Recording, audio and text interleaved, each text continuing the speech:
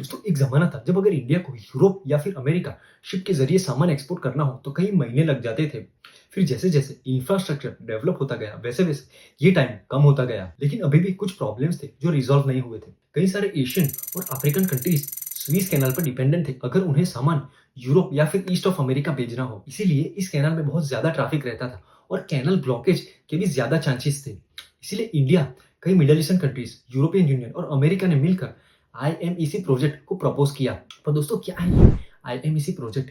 क्या ये चाइना के बेल्ट एंड रोड इनिशिएटिव को टक्कर दे सकता है? क्या ये वाकई में ग्लोबल ट्रेड को रिडिफाइन कर सकता है? आइए ये सारी चीजें जानते हैं इस वीडियो में और समझते हैं आईएमईसी प्रोजेक्ट को। दोस्तों आईएमईसी यानी कि India middle east Europe economic corridor एक मल्टीनेशनल इंफ्रास्ट्रक्चर प्रोजेक्ट है जो कई सारे कंट्रीज जैसे कि India, UAE, Saudi Arabia, Jordan, Israel, France, Germany, Italy और यूरोपियन यूनियन की ट्रेड कनेक्टिविटी को इम्प्रूव करने के लिए प्रपोज किया गया है।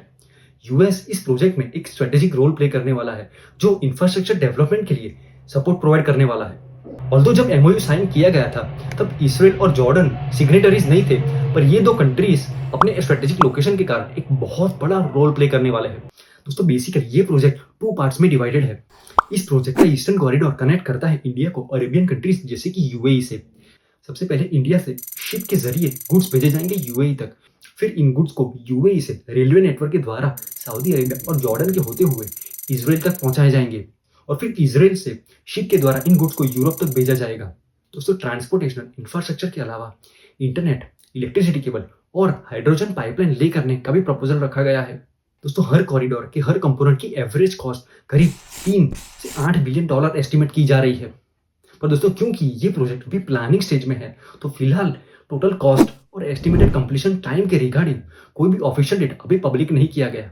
लेकिन दोस्तों क्या इतना सारा पैसा और टाइम इन्वेस्ट करना वाकई में वर्थ इट है? आईएमईसी कॉरिडोर के कंस्ट्रक्ट होने के बाद क्या फायदे होंगे इन कंट्रीज को? आइए इसे समझने के लिए हम समझते हैं सबसे पहले एग्जिस्टिंग ट्रेड के लिमिटेशंस को। अगर हमें इंडिया से कोई भी सामान यूरोप तक भेजना हो तो उसे रेड सी के जरिए स्विस कैनाल को पार करना पड़ेगा। ये स्विस कैनाल एक 200 मीटर चौड़ी कैनाल है जो एशिया को यूरोप से जोड़ती है।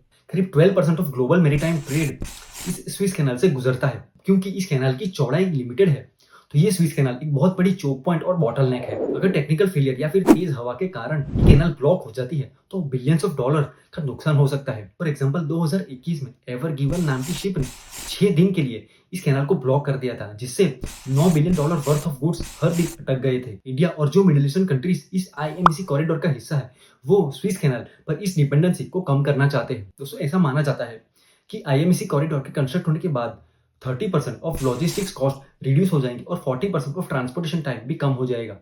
पर दोस्तों क्या ये आईएमईसी प्रोजेक्ट वाकई में चाइना के बीआरआई प्रोजेक्ट को टक्कर दे सकता है? क्या डिफरेंस है इन दोनों प्रोजेक्ट्स में? चाइना का बेल्ट एंड रोड इनिशिएटिव जो 2013 में शुरू किया गया इसमें अभी 140 से ज्यादा कंट्रीज शामिल है। और चाइना ये कहता है कि बीआरआई का मेन मकसद है यूरोप, एशिया और अफ्रीकन कंट्रीज को जोड़ना, लेकिन इनका असली मकसद है चाइनीज डोमिनेंस को बढ़ाना। इसीलिए चाइना डेवलपिंग कंट्रीज को इंफ्रास्ट्रक्चर डेवलप करने के लिए पैसे देकर डेट ट्रैप में फंसाते हैं जैसा कि श्रीलंका और जिबूटी के साथ हुआ था। यहीं पे आईएमईसी प्रोजेक्ट तो बीआरआई से बिल्कुल अलग है। और जो आईएमईसी प्रोजेक्ट के कॉरिडोर बीआरआई से छोटे हैं लेकिन इनमें पार्टिसिपेटिंग कंट्रीज का इक्वल कंट्रीब्यूशन रहेगा without any single Nations dominance. जहां तक फंडिंग की बात है तो चाइना बीआरआई प्रोजेक्ट को फंडिंग करने के लिए स्टेट ओन्ड बैंक्स का इस्तेमाल करते हैं। वहीं पे आईएमईसी प्रोजेक्ट के लिए ऐसा सुनने में आ रहा है कि पीपीपी यानी कि पब्लिक प्राइवेट पार्टनरशिप का इस्तेमाल किया जाएगा जिससे प्राइवेट एंटिटीज और गवर्नमेंट कंपनीज दोनों का फायदा होगा। लेकिन दोस्तों आईएमईसी प्रोजेक्ट को ऑपरेशनलाइज करने के लिए कई सारे चैलेंजेस से गुजरना पड़ेगा जिसमें सबसे पहला चैलेंज है मिडल ईस्टर्न कंट्रीज की अनस्टेबिलिटी। दोस्तों ये कॉरिडोर गुजरता है इसराइल की हाइफा पोर्ट से। हाइफा पोर्ट वो गेटवे है जो अरेबियन कंट्रीज को यूरोप से जोड़ता है। अगर कॉन्फ्लिक्ट के कारण ये पोर्ट अनस्टेबल होता है तो पूरा कॉरिडोर डिसरप्ट हो सकता है। इसके कारण प्राइवेट कंपनीज आईएमईसी प्रोजेक्ट में इन्वेस्ट करने के लिए अपना कॉन्फिडेंस लूज कर सकती है जिससे गवर्नमेंट को आईएमईसी कॉरिडोर के लिए फंडिंग सिक्योर करना एक बहुत बड़ी चैलेंज बन सकती है। इसके अलावा एनवायरमेंटल क्लियरेंसेस हासिल करना और प्रोजेक्ट स्टैंडर्डाइजेशन करना यानी कि अलग अलग कंट्रीज के लिए कॉमन सिस्टम्स और रूल्स बनाना भी एक बहुत बड़ी चैलेंज है। दोस्तों आईएमईसी प्रोजेक्ट को अगर ऑपरेशनलाइज करना है तो ऐसे कई सारे चैलेंजेस से गुजरना पड़ेगा। दोस्तों आशा करता हूँ मेरा ये सिंप्लीफाइड एनालिसिस आपको पसंद आया होगा। कमेंट सेक्शन में बताइए हमें किस टॉपिक पर नेक्स्ट वीडियो बनाना चाहिए। लाइक और शेयर कीजिए इस वीडियो को अपने फ्रेंड्स और फैमिली मेंबर्स के साथ और सब्सक्राइब कीजिए इस चैनल को ताकि आप कोई भी वीडियो मिस ना करें। मैं आपसे मिलता हूँ अगले वीडियो में। Bye bye.